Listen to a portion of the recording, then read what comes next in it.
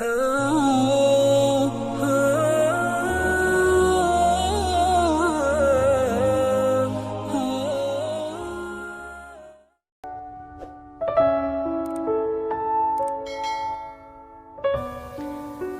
yang dirahmati Allah Subhanahu wa taala, puji syukur kepada Allah Subhanahu wa taala atas nikmat yang Allah berikan kepada kita.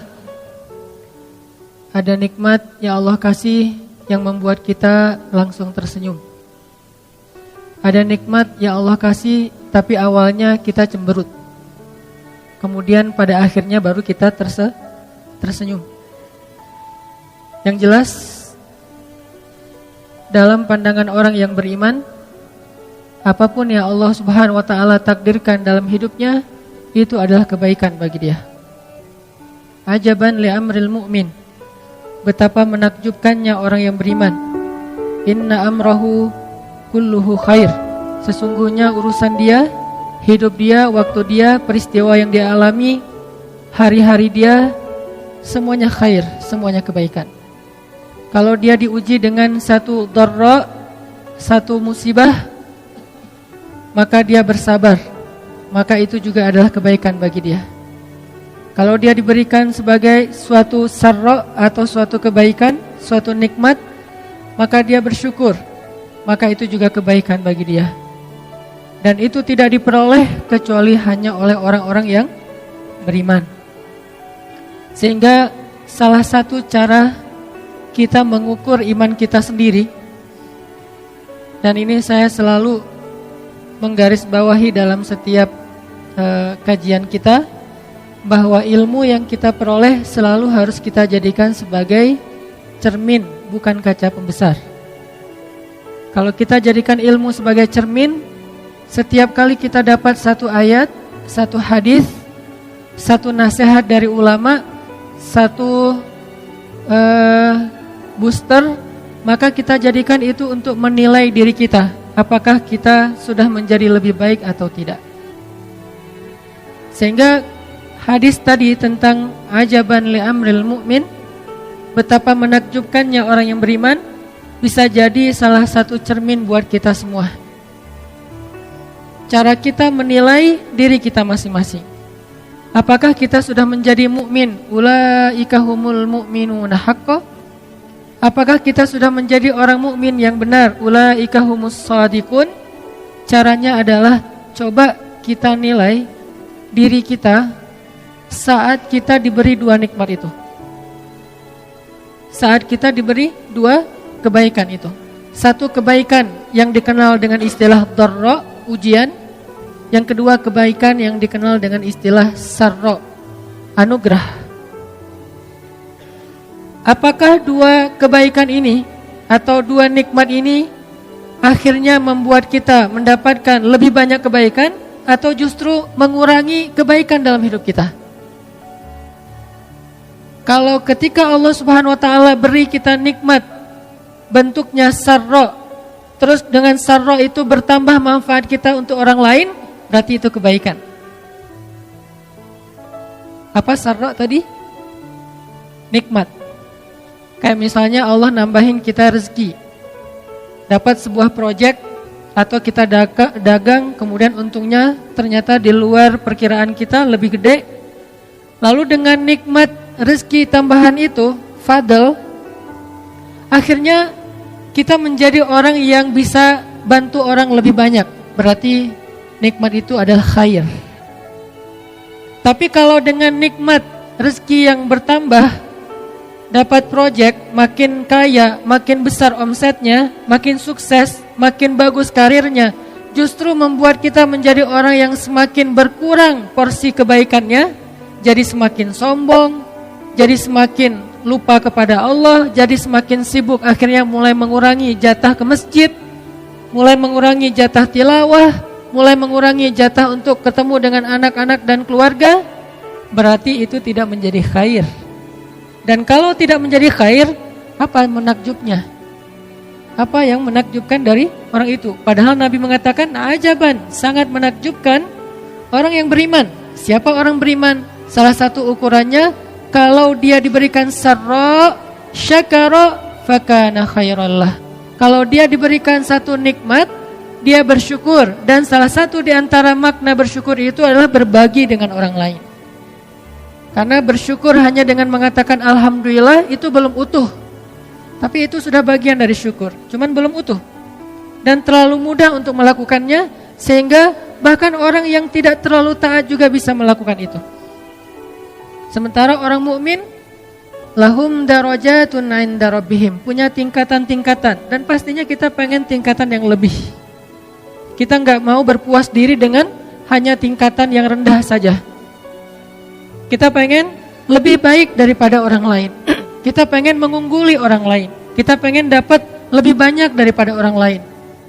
Sehingga mengatakan alhamdulillah saja belum sempurna, belum utuh. Masih ada bagian-bagian dari syukur lain yang perlu kita coba latih. Dan salah satunya adalah khairun nas anfa'uhum linnas. Sebaik-baik manusia yang paling banyak manfaatnya untuk orang lain. Sehingga kalau kita dapat nikmat, yang pertama kita pikirkan selain setelah kita bersyukur pada Allah dalam bentuk lisan, alhamdulillah rabbil alamin, hadza min fadli rabbi, dan bahasa-bahasa lain yang sangat banyak. Kemudian yang langsung kita pikirkan apa? Ini siapa yang bisa saya tolong nih? Gitu harusnya. Ketika kita dapat nikmat dalam bentuk harta, ketika kita dapat transfer, ketika kita dapat untung, ketika kita ngelihat angkanya gede banget, terus kita berpikir alhamdulillahirabbil alamin. Terus apa yang setelah itu? Ini ke siapa ya saya kasih nih? Ini saya bantu siapa ya? Ini siapa yang membutuhkan ya? Ini baru orang keren banget nih. Sebelum kita mikirin, ini dipakai jalan-jalan kemana ya?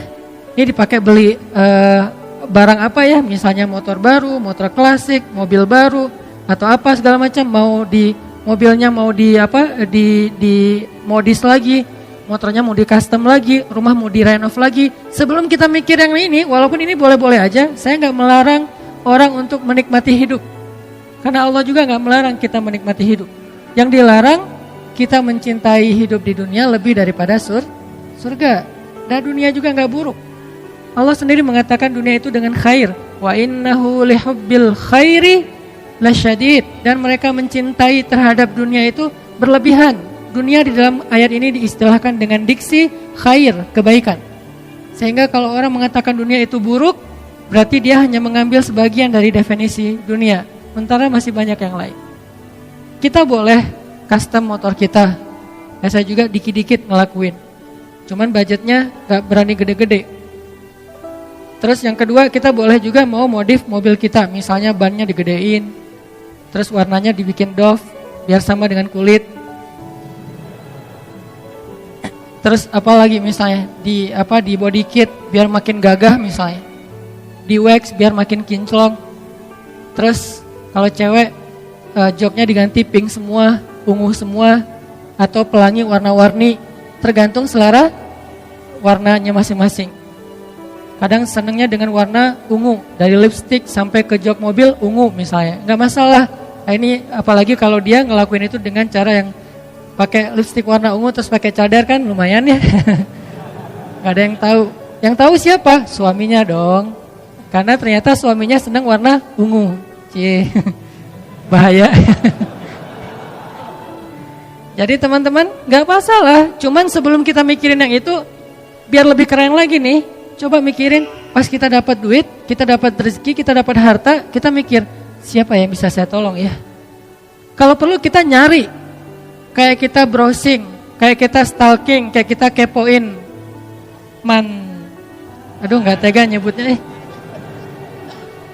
Coba kita kepoin, stalking orang-orang yang membutuhkan. Sesemangat itu. Kan kadang-kadang kalau kepoin si dia yang di masa lalu tuh sampai jam 1 malam nyari semua. Dia nama akunnya apa sih? Kok gak nemu ya? Terus nanya ke teman-teman, gak ada yang ngasih tahu. Cari sampai dapat, sampai hobinya, musik yang dia suka, semuanya di stalkingin sampai nemu. Kalau udah nemu, ternyata di lock akunnya. Pas di lock, apa yang kita lakukan? Biar gak ketahuan, balik lagi, bikin akun baru. Biar bisa minta request di follow. Karena kalau di lock terus kita nge-follow, kan dia ngelihat dulu, siapa? Ternyata kita gitu. Namanya terlalu jelas, Hanan_Ataki gitu. Ya udah ganti. Apa misalnya nama-nama yang nggak jelas supaya pas nge-follow dia nggak tahu kalau itu kita dan postingannya 0. Pengalaman. Bukan pengalaman ngeliat mantan, pengalaman stalking. Nah, kalau kita bisa stalking orang lain, bisa stalking sedia, mantan, segala macam, begitu semangatnya, kenapa kita nggak stalking yang lebih bermanfaat? Stalking orang-orang yang lagi membutuhkan. Kita bisa pakai hashtag, apa misalnya hashtagnya duafa, atau hashtagnya miskin, atau hashtagnya berobat, atau hashtagnya share, hashtagnya care, atau apapun hashtag kan dari hashtag ketahuan ya. Atau kanker Indonesia, ketahuan tuh kasus-kasus kanker di Indonesia, di seluruh Indonesia, atau kelaparan, atau apalah biaya pendidikan. Kita stalking, kita nyari. Terus di antara sekian banyak postingan, kita pilih yang paling mudah deh buat kita, yang paling dekat dengan jarak kita. Akhirnya ketika kita dapat nikmat, yang pertama kita pikirin, ini ngasih siapa ya? Ini baru keren nih. Ini baru namanya sarro, nikmat yang Allah kasih. Syakaro, dia bersyukur. Fakana khairallah, dan itu menjadi kebaikan untuk dia. Itu baru ajaban. Ajaban itu kalau bahasa kita menakjubkan, bahasa lainnya tuh keren banget. Ajaban li'amril mu'min, keren banget orang yang beriman tuh. Emang keren. Dengan syarat apa? Gimana caranya orang beriman itu keren? Ajaban. Nabi juga pakai bahasa kayak bahasa kita gitu. Oh, ajib banget ya. Kan ajaban itu terjemahannya jadi kayak ajib gitu, walaupun gak diterjemahan sih. Diserap, bukan diterjemahin. Kalau diterjemahin, keren. Ajaban li'amril mu'min. Keren banget urusan orang beriman tuh. Atau keren banget hidup orang yang beriman tuh. Keren banget perilaku orang yang beriman itu. Keren banget sikap orang yang beriman. Pokoknya orang beriman, keren. Gimana caranya? Salah satunya adalah kalau dia mendapatkan sarro, satu nikmat, syakaro fakana khairallah. Dan bentuk syukurnya adalah dia mikir, mau bantu siapa dengan nikmat ini? Mau ngasih ke siapa nikmat ini? Mau berbagi dengan siapa nikmat ini? Mungkin kalau kita nggak mau stalking di IG atau di sosial media, karena kita emang gampang sebenarnya menemukan orang-orang yang butuh kan? Lebih gampang mencari orang yang bisa kita tolong daripada nyari-nyari kesalahan orang lain. Nyari kesalahan orang tuh susah loh. Udah dapat rugi. Kenapa? Begitu kita dapat kesalahan orang lain, kita share, maka kita mengambil dosa dari kesalahan itu untuk kita tanggung. Capek banget sih ngambil dosa ya. Kita cari mana kesalahan orang. Oh, ini ada nih. Kita ambil, lalu kita buka aibnya, kita share, berarti kita sudah menanggung kesalahan itu. Kalau kita simpan, kita nggak ikut menanggung. Kalau kita kasih tahu ke orangnya supaya dia memperbaiki diri, maka kita dapat pahala, dan dia juga kalau memperbaiki diri dapat pahala. Tapi kalau kita share, dia udah habis dosanya, kita yang nanggung dosa dia, kan rugi tuh. Daripada capek-capek kayak gitu, mending kita nyari, stalking, kepo, siapa sih yang bisa kita tolong. Dan itu lebih gampang. Kalau kita nemu, belum nemu aja udah dapat pahala, baru niat aja udah dapat. Begitu kita dapat nikmat, aduh pengen nolong siapa ya? Siapa yang punya punya niat, punya keinginan kepada kebaikan, lalu dia tidak jadi melakukannya atau belum melakukannya, dia sudah mendapatkan pahala dari niat. Wa innama likulli imri'in ma nawa. Jadi teman-teman, niat itu luar biasa, seperti yang kita bahas dalam 2 pertemuan terakhir. Keren banget, niat pengen bantu orang aja, ini belum bantu nih, baru niat. Siapa ya yang bisa saya bantu nih? Udah, wa innama likulli imri'in ma nawa. Udah dapat kayak pahala ngebantu orang tersebut. Nyari, proses mencari itu juga pahala. Karena berjalan, kalau dulu mungkin nyarinya dengan berjalan. Jalan ke rumah tetangga, jalan ke rumah di ujung kota, jalan ke rumah beda kabilah, pokoknya jalan. Kalau dulu jalan, kalau sekarang nyarinya dengan kita stalking, kita cari di internet, kita nelpon, kita baca di grup WA, segala macam. Yang jelas ada effort buat nyari. Proses mencari itu juga bagian dari kebaikan. Mencari doang, belum nemu. Terus kalau udah nemu, ketemu, oh ternyata ada tetangga yang butuh, ternyata ada teman yang butuh, ternyata ada temannya teman yang butuh, ternyata ada temannya teman-teman butuh. Terserah deh dari mana asal usulnya. Ketika nemu, lalu kita datengin, kita share, kita care kepada dia, maka kita kata Nabi, ajaban li amrul mu'min. Itu baru mukmin yang keren. Itu baru mukmin yang keren. Kenapa? Syakara. Dia bersyukur dengan cara berbagi. Dengan cara berbuat kebaikan. Laisal birra an tuwallu wujuhakum qibalal masyriqi wal maghrib. Kebaikan itu bukanlah memperdebatkan mana yang paling tepat antara timur dan barat. Kan ayatnya kayak gitu kan? Kebaikan laisal bir an tuwallu wujuhakum qibalal masyriqi wal maghrib, untuk memperdebatkan arah kalian beribadah ke timur atau ke barat dalam konteks perdebatan orang Yahudi terhadap kiblatnya kaum muslimin. Tapi tafsirnya luas, bukan memperdebatkan sesuatu yang sama-sama baik. Orang Yahudi beribadah itu kebaikan sebelum mereka menyelewengkan agamanya. Orang muslim beribadah itu juga kebaikan. Ngapain diadu-adu di antara dua agama yang sama-sama berasal dari para anbiya? Justru albir, kebaikan itu adalah salah satunya adalah berinfak, menolong orang yang membutuhkan, orang yang jadi korban perang. Air itu jelas korban perang salah satunya. Kemudian orang yang musafir atau orang-orang yang kalau dulu namanya musafir atau ibnu stabil, orang yang di jalan. Kalau sekarang orang yang homeless. Karena orang yang musafir sekarang mungkin gak serumit, gak sesulit dulu kan. Kalau dulu musafir, orang yang ibnu stabil itu yang di tengah perjalanan emang benar-benar sulit. Pertama, gak semua orang kaya musafir, bukan orang kaya doang yang musafir, orang miskin juga musafir dulu karena nomaden. Atau dia ikut rombongan tapi dia kekurangan harta. Kalau sekarang musafir itu identik malah dengan orang yang mampu, traveling, trip, touring, kan udah punya bekal ya.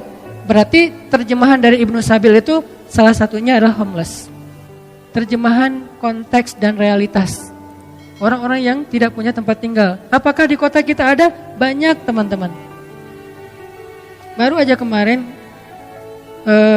salah satu teman-teman dari Karang Taruna di Kota Bandung, di wilayah tertentu di Kota Bandung, karena kebenaran kolaborasi dengan rumah teduh yang di istri saya kelola, itu nemu seorang bapak yang homeless, yang beliau tinggal tidurnya di trotoar dan beliau punya penyakit yang cukup parah. Akhirnya dibawa ke rumah sakit sama Karang Taruna, kolaborasi sama kita, terus berobat dengan dokter, udah sembuh, sekarang balik lagi ke wilayahnya. Cuman di wilayah itu beliau karena nggak punya lagi keluarga, nggak ada yang berani nyewain atau ngekosin beliau karena dianggap dulu mungkin punya cerita yang kurang baik di wilayah itu. Akhirnya warga di situ agak kurang menerima.